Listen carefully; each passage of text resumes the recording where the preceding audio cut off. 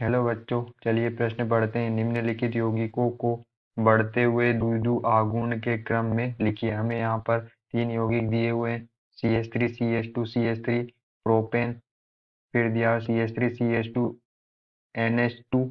ये हमें यहाँ पर जो NH2 हमारा क्या है, एमीन समूह है, तो इसे हम बोलेंगे एथेन एमीन। और हमें दिया है CH3 CH2OH, तो ये होता है हमारा एथेनॉल। चलिए अब हम प्रश्न की मुख्य अवधारणा देख लेते हैं।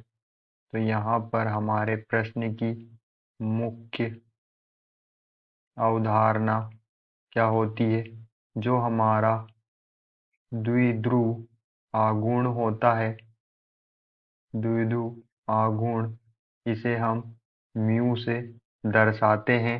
और यह म्यू बराबर होता है Q आवेश इंटू दूरी, दो आवेश के बीच की दूरी, जिसे हम L से दर्शाते हैं, ये होता है। और जो हमारा म्यू होता है द्विध्रुव आघूर्ण, ये समानुपाती होता है विद्युत ऋणता में अंतर के।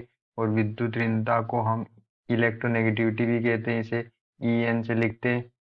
इलेक्ट्रोनेगेटिविटी में अंतर, विद्युत ऋणता में अंतर से। तो हमें यहाँ पर जो तीन यौगिक दिए हुए, उनमें हम देख लेते हैं कि CH3 CH2 और CH3 दिया हुआ है। फिर दिया हुआ है CH3 CH2 और NH2। फिर दिया हुआ है CH3 CH2 और OH।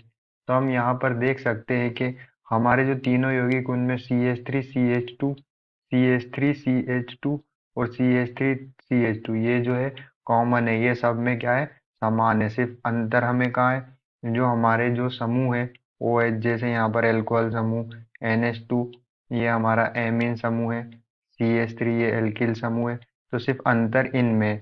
तो हम यहाँ पर विद्युत ऋणता के अंतर से जो द्विध्रुव आघूर्ण का पता लगा सकते हैं।